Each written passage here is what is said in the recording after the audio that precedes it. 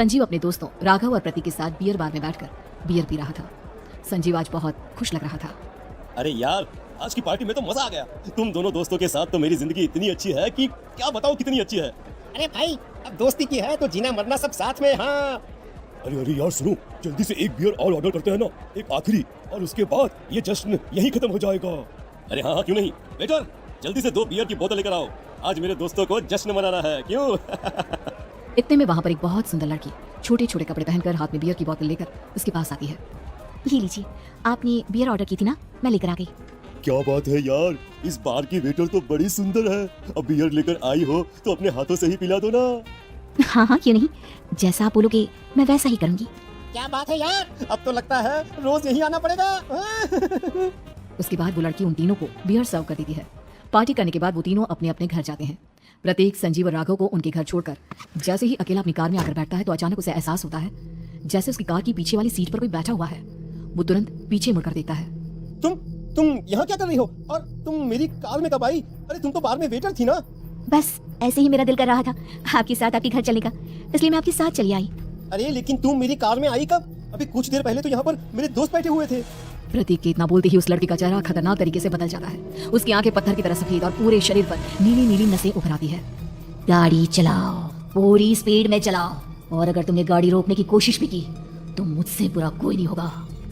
डर की वजह से प्रतीक के पसीने छूटने लगते हैं। उसका शरीर बुरी तरह से कांप रहा था।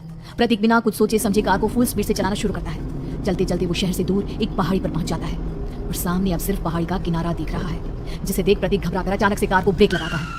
देखो देखो देखो देखो, मुझे छोड़ दो मुझे। अगर मैंने गाड़ी जरा सी भी आगे बढ़ाई तो हम दोनों नीचे गिरकर मर जाएंगे। ये तो तुम्हें पहले सोचना चाहिए था ना, अब कुछ नहीं हो सकता। छोड़ दो मुझे, नहीं प्लीज मुझे छोड़ दो, प्लीज मुझे जाने दो, छोड़ दो मुझे। गाड़ी आगे बढ़ाओ। और तभी अचानक से बिना प्रतीक के स्टार्ट किए उनकी कार आगे बढ़ती है और गहरी खाई निकल जाती है। उसकी चीखने की आवाज एक चारों तरफ सुनाई देती है। तुझे मारकर मेरे कलेजे में चल रही आग को थोड़ी शांति तो मिल गई, लेकिन अभी ये कहानी खत्म नहीं हुई। और फिर अगले दिन राघव और संजीव को पता चलता है कि प्रतीक की पहाड़ी से नीचे गिरकर मौत हो गई। अरे कल रात की तो बात है यार, हम सब बैठकर पार्टी कर रहे थे, लेकिन मेरी एक बात समझ में नहीं आ रही। राघव शहर से इतना बाहर उस पहाड़ी पर इतनी रात को क्या करने गया था? अरे यार, वही सोचकर तो मैं भी परेशान हूँ। हम दोनों को छोड़ने के बाद तो वो सीधा अपने घर जाने वाला था, और वो आत्महत्या क्यों करेगा भाई? कल रात तक वो कितना खुश था, हमारे साथ सेलिब्रेट कर रहा था। हाँ, लेकिन पुलिस ने तो यही कहा है कि प्रतीक ने अपनी कार को जानबूझकर पहाड़ी से नीचे गिरा दिया और आत्महत्या कर ली। अरे यार संजीव, मेरी तो कुछ भी समझ में नहीं आ रहा है। चल ठीक है, अब मैं अपने घर जाता हूँ। Okay bye. राघव अपने घर में अकेला था। दोपहर का वक्त था। तभी दरवाजे की घंटी बजी। कौन है? अरे 1 मिनट रुको, अभी आता हूँ। राघव ने जैसे ही दरवाजा खोला उसने देखा कि सामने एक बहुत खूबसूरत लड़की खड़ी हुई है। कौन है आप, और यहाँ किससे मिलने आई हैं? देखिए ना, बाहर बारिश शुरू हो गई थी, मेरी गाड़ी खराब हो गई है, आपका घर नजर आया तो सोचा कुछ हेल्प ले लेती हूँ। क्यों नहीं, आइए ना, आइए। मेरे कपड़े पूरे भीग चुके हैं, क्या आपके पास टॉवल मिलेगा प्लीज? राघव अपने बाथरूम से एक टॉवल लाकर उस लड़की को देता है। थैंक यू सो मच, अब मैं चलती हूँ। अरे इतनी क्या जल्दी है? आप चाहे तो बारिश रुकने तक यहाँ पर रुक सकती हैं। हाँ। लड़की ने पलटकर राघव की तरफ देखा। नहीं, मुझे जाना होगा, मेरा काम बाकी है।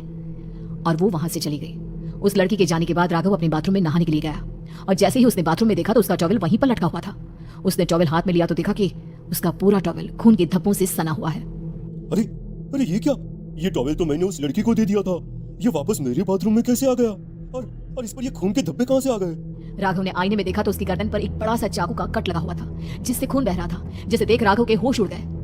हाँ, अरे ये क्या? मेरी गर्दन इतनी ज्यादा कटी हुई है और मुझे दर्द भी नहीं हो रहा है। ये क्या हो रहा है मेरे साथ? राघव घबराकर बाथरूम से बाहर आया और अपना मोबाइल उठाकर उसने संजीव को फोन लगाया। संजीव जल्दी से मेरे पास आ जाओ, मुझे लगता है कुछ बहुत बड़ी गड़बड़ है, जल्दी आ जाओ। उधर से आवाज आई, लेकिन वो आवाज संजीव की नहीं बल्कि एक लड़की की थी। कुछ अजीब नहीं हुआ है, बस तुम्हारी मौत तुमसे मिलने आई थी और तुम्हें मारकर चली गई। अब तुम इस दुनिया का हिस्सा नहीं हो राघव, इसलिए तुम्हें अपनी गर्दन के कटने का दर्द भी महसूस नहीं हो रहा। नहीं, ऐसा नहीं हो सकता। कौन हो तुम? तुम्हारी मौत। अब संजीव के पास खबर पहुंचती है कि राघव ने अपने ही घर में चाकू से गर्दन काटकर आत्महत्या कर ली। ये सुनने के बाद संजीव के होश उड़ गए। वो पसीने से तरबतर हो गया और एक अनजाना डर अब उसके दिल को सताने लगा। संजीव के साथ ही उसका एक छोटा भाई राजीव भी रहा करता था। अपने भाई को इस तरह परेशान देखकर राजीव उसके पास आया। अरे भैया, क्या हुआ भैया? आप इतने घबराए हुए क्यों लग रहे हैं? प्रतीक और राघव की मौत, मेरा मतलब मेरी कुछ समझ में नहीं आ रहा भाई। अचानक से मेरे दोनों दोस्तों ने आत्महत्या क्यों कर ली? अरे वो तो मेरी भी समझ में नहीं आ रहा है भैया। हाँ, हो सकता है कि कोई परेशानी होगी और इसीलिए उन्होंने ऐसा किया होगा। हाँ, लेकिन दोनों की जिंदगी में एक साथ परेशानी और दोनों का इतनी खतरनाक तरीके से आत्महत्या करना, कहीं कहीं ऐसा तो नहीं मैं भी मर जाऊंगा? अरे आप ऐसी बातें क्यों कर रहे हैं भैया?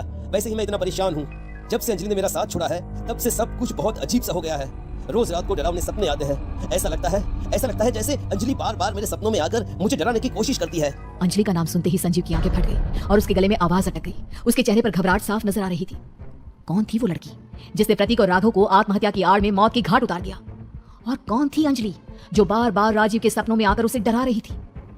अंजलि का नाम सुनकर संजीव इतना घबरा क्यों गया? इन सवालों के जवाब जानने के लिए देखिए इस खतरनाक कहानी का अगला भाग।